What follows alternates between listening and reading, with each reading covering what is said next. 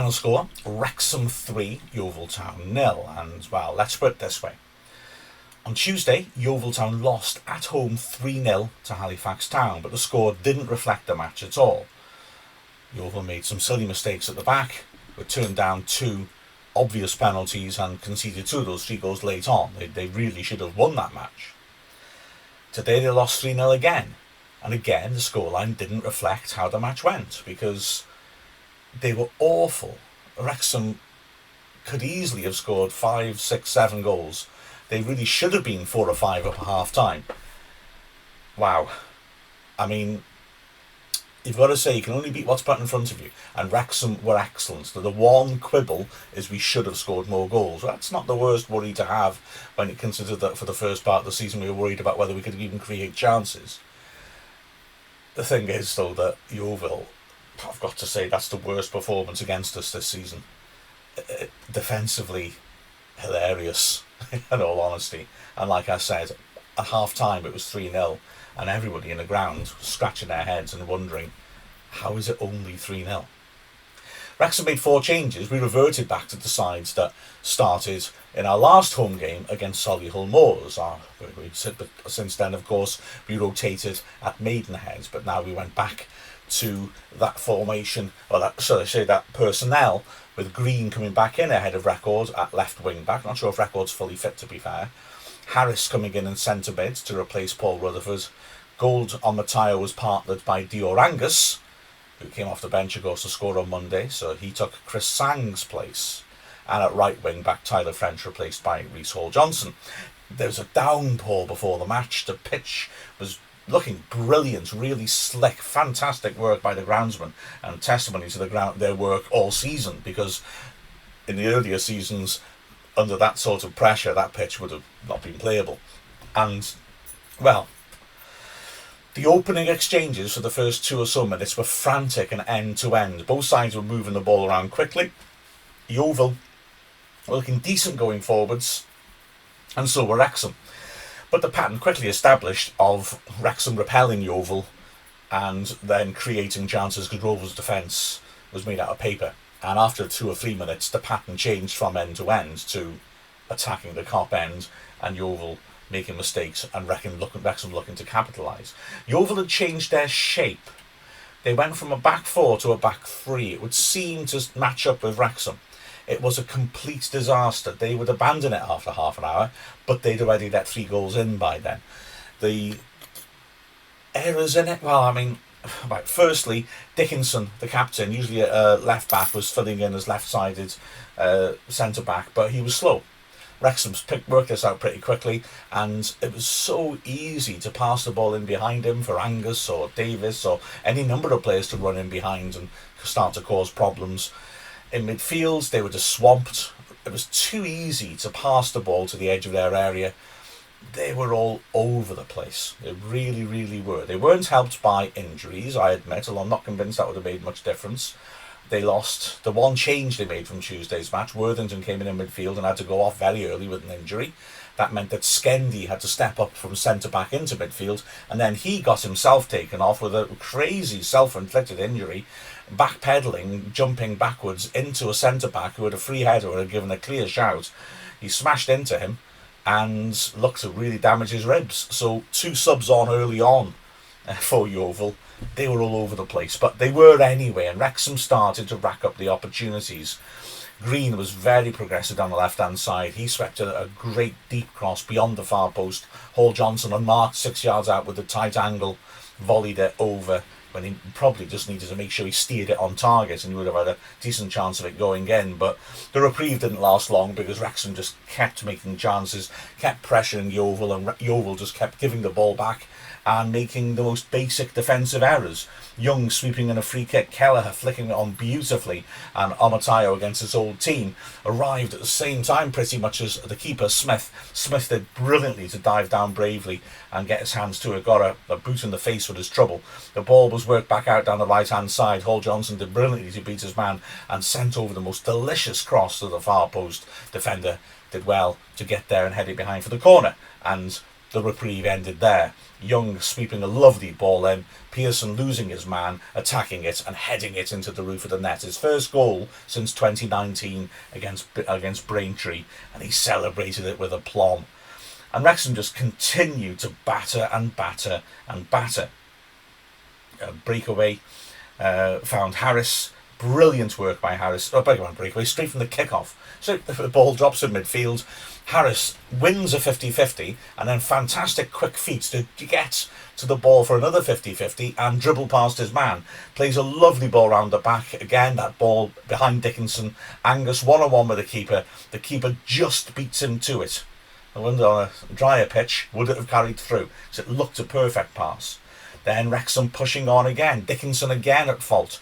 A ball over the top. Davis this time in behind him. Dickinson manages to shepherd him to the corner flag and nick the ball off him, but then decides to theatrically dive, claiming Davis has fouled him. The linesman's right there. The referee as well, in agreement, no foul. Davis runs down the goal line, feeds it into the goal mouth, bypassing the keeper. Omotayo looks to have an open goal, tap in. Great work by Sass Davis, who slid in from behind and managed to just get a foot to it on the line, tackle and knock the ball clear. Incredible. All this happening in the first 12 minutes, and 2 minutes later, Wrexham at it again. Young again with the free kick. It's swept inside to the box. The keeper comes a long way into the crowd to get it, seems to take it cleanly, but then jars himself as he lands. The ball drops loose. Pearson does well to shield the ball back to Davis. He also had a bit of a case asking for a foul. He seemed to be pushed over right on the edge of the box. The ball fell to Davis and he hit a vicious shot from outside the box. It whistled through the crowd and went wide of the right post, so the keeper scrambling to get back in position. It was just a little wake-up call for Wrexham that you need to take your chances when you're ahead. That in the 17th minute, Leighton had to make a save. A free kick given, 25 yards out. Knowles, who's renowned for his set-piece work, ripped it over the wall. Looking for the top right corner. Because he's right-footed though, he curled it back in towards Leighton, and so he didn't hit the corner, and Leighton was able to get across and get a powerful two hands on it and push it away for the corner. And soon Wrexham got that second goal that they deserved and that they needed to make sure things didn't get out of hand, they didn't get caught on the break. Again though, it's got to be said, Wrexham played some very, very good football, but they didn't have to get in behind Yeovil's defence. On this occasion, Vassell clearing, slashed at the ball, knocked it straight down the left channel. The defender, Sass Davis, was underneath it, simple ball to deal with, and let it bounce, and it bounced beyond him. Young finds himself suddenly running in on goal down the left channel. He pulls it back, it drops behind the two strikers who are attacking the 6-yard box. But again, the fact that he doesn't find his target doesn't matter. Whenever the ball went in Yeovil's box, there was a decent chance a Wrexham player would get there first. It carried on to Young. Young drilled a powerful shot from just inside the box. I think it was going in the bottom left corner. It might have been going wide. Doesn't matter, because rushing across, Hunt, the defender, got his foot to it and just deflected it wildly into the top right corner. He could have done anything really. It was going fast, don't get me wrong, but why try and swing at it with the wrong foot? Just block it. So poor defending again. Wrexham don't care. 2-0 up after 20 minutes, and Young, the first Wrexham player to get into double figures since Chris Holroyd, the first Wrexham midfielder to get into double figures in the season since John Rooney, and the first time Young has ever got into double figures in a season in his career. And Wrexham continued. At the halfway point of the first half, Yeovil were opened up in the most embarrassingly simple manner. To be frank, you could see what was going to come way before it happened. Wrexham got the ball in their own half, left-hand side, Vassell picking it up. Omotayo backed away to offer the diagonal. A huge gap opened up between the centre-backs, and they're still playing the three at the back at this point. It was inexplicable. Young sees it, goes driving through the middle, all on his own. The big diagonal comes in, Omotayo gets up, nods it down. Young is one-on-one with the keeper. He's very unselfish. He draws defenders to him and rolls in Angus, who has a simple finish from 10 yards out. Angus hits it much too close to the goalkeeper. It's a good save by Smith, but Angus should have scored. The ball ricochets back out, and Young, standing on the penalty spot, hooks it back in and over the bar, and he should have scored as well. Real two-sitters, in all honesty. And a minute later, again, Yeovil just reminding us that actually they had something going forwards, particularly ex-Wrexham player Joe Quigley, who I thought was excellent. I felt so sorry for him, and to a slightly lesser extent the goalkeeper Smith, who did some very, very good things, and then looked around and everyone else was letting them down. Quigley, who had held the ball up very well and was very good in possession, but then watched as his teammates just squandered it, decided to have a go himself, picking it up back to goal, turning nicely to open up a chance for a shot. He hit it well, but it was too straight, and a simple hold for Leighton. And then for the rest of the half, it was a procession as Wrexham pushed on.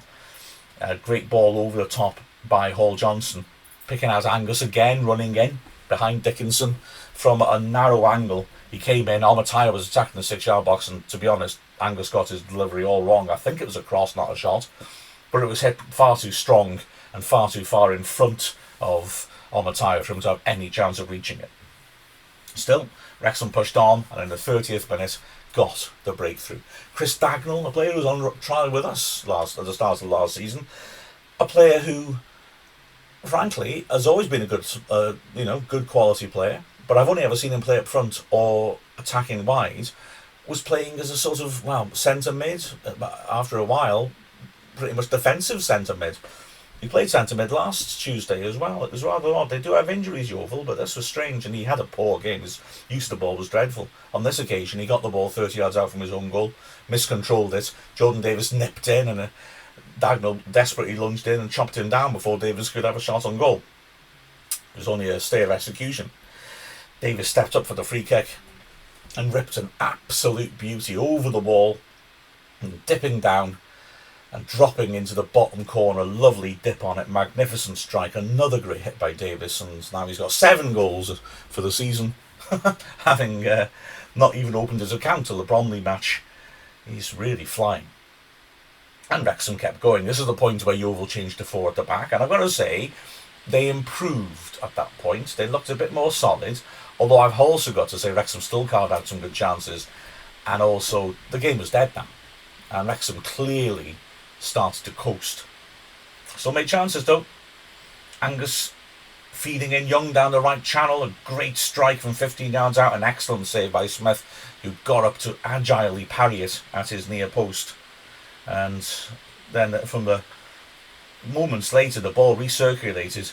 Green driving down the left hand side, great run, super pullback, and Davis just had to score on the penalty spot all on his own. He leaned back and sliced it hideously well over the bar. A shocking miss, to be honest. But still, Wrexham kept coming. Davis again on the edge of the box, back to goal, turning Sass Davis and pulling his shot. It was spanned back out to Young, who from 25 yards drilled a powerful hit but couldn't keep it down. It went over. 5 minutes before the end of the half came a worrying moment. I'm hoping it's not quite as worrying as it looked. Jay Harris had been superb in midfield. He went in with a really hard tackle on the Yeovil substitute Sonope and hurt himself. Looking at the replay of it, at first it looked like he'd just taken a knee to the thigh, a bit of a dead leg. Hope so, that's what it was. But Sonope also lands on his leg, and you think, I hope he hasn't done some damage there, that could be more serious. Harris was treated, limped very heavily off the pitch, came back on, but almost straight away broke down and had to be replaced by Paul Rutherford. At half-time, Harris limped very slowly the width of the pitch to come over to the Old Roadside. I just hope it is a dead leg. I mean, let's be honest, the fact that we allowed him to go back on implies that the physio thinks it's something that could be run off rather than something serious. But I hope so, because Harris again was in excellent form. While Wrexham were down to 10 men with Harris off the pitch, Wrexham had a chance of shooting as well, ironically enough. Nice work by Angus, cutting inside and trying to rip it around the keeper and into the top right corner, but he couldn't keep it down and it went over. And then the last action of the half was yet another desperately close opportunity for Wrexham. Young with a corner, swept into the far post. Vassell got up and met it with an excellent downward header. He's unlucky here. The keeper Smith coming across just makes it the big handball goalkeeper shape, arms and legs stuck out, but Vassell's header downwards, is likely to just circumvent him and go underneath him and in. Unlucky for Vassell, he handed it a bit too downwards and it bounced back up, hit the keeper on the shin. Don't think the goalie knew much about it, and it ricocheted away to safety. In the last 5 minutes of the half, to be fair, with this new 4-4-2, Yeovil did improve. And they improved in the second half, but as I said, Wrexham by now were coasting. They had a chance, 48th minute. Yeovil, who caused problems early on, cutting inside into the box, getting a decent chance at a shot and goal, hitting it with real power but a lack of finesse with his left foot. It was going well wide, but both Reed and Quigley, the two strikers, were outside the far post, and if they got a touch, it would have deflected in. I think if Quigley had got a touch, he also would have been offside. But neither of them could make contact, and it flew wide. And after that, Wrexham just kept Yeovil comfortably at arm's length. Wrexham very disciplined, dropping into that defensive shape really quickly when they lost the ball. It was hard to try and catch Wrexham on the counter-attack, and that's very pleasing to me, seeing a team that are that well drilled. It's hard to break us down. And it was Wrexham who didn't make many chances, but two of them should have ended in a goal. Firstly, Green, again, he likes to come narrow sometimes. He was driving through the centre. A really good sliding tackle on him, but it knocked the ball in behind Yeovil's defence, and on Mateo, beg your pardon, was one-on-one with the keeper. He probably should have done better. Smith came out but stopped, and Mateo could have just got round him and knocked it in, you would have thought, but instead he chose to hit it, drilled it into Smith's chest. But the keeper was stranded on the edge of the area when the rebound fell back for Green. Green, off balance and under pressure, with the keeper having stuck out and 15 yards out and having to stay there and make himself big, did really well to manufacture a chance and hit it as he fell. It beat the keeper and rather cruelly hit the outside of the post and went behind. Tell you what, Green deserved a goal for that performance today. And then another chance came for Wrexham, and how this didn't go in well this time. I mean, Smith persevered with that last one and did well. This one was a sheer genius by the keeper. Green with the corner on the right-hand side, sweeping it under the bar. Pearson's only about 3 yards out and makes it with a powerful header. Looks like a copy of his goal in the first half. The keeper jumps, again gets up with his arms spread, but it's not just that. He somehow, at point-blank range, with his weight going a bit to the right, flicks up his right hand and manages to palm it over the bar. It's an incredible save. Have a look at the thumbnail on the podcast, because it's a wonderful photograph by Gemma Thomas of that exact moment of him with his hand on it, almost holding the ball up. It's a brilliant picture. Pearson couldn't believe it, and so many times you just couldn't believe that a Wrexham chance hadn't gone in. But 3 went in, that was enough. A couple of late changes by Wrexham just to rest players. Davis got a break, Jarvis got a little spell, Ponticelli came on for Angus, but it was all over by then.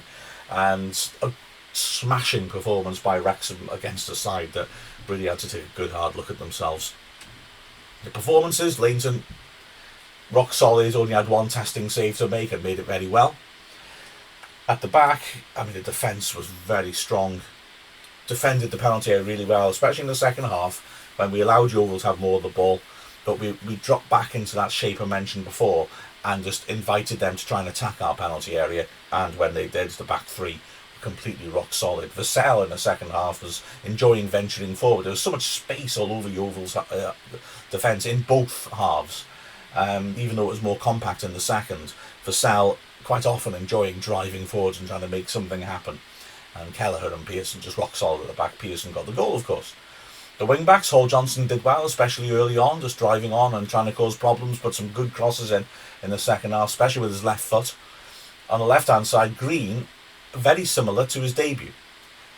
He was a little troubled defensively. Last time it was Ade, who looked very impressive, and this time it was Nerfield early on, who took him on a few times and was able to get the ball into the box.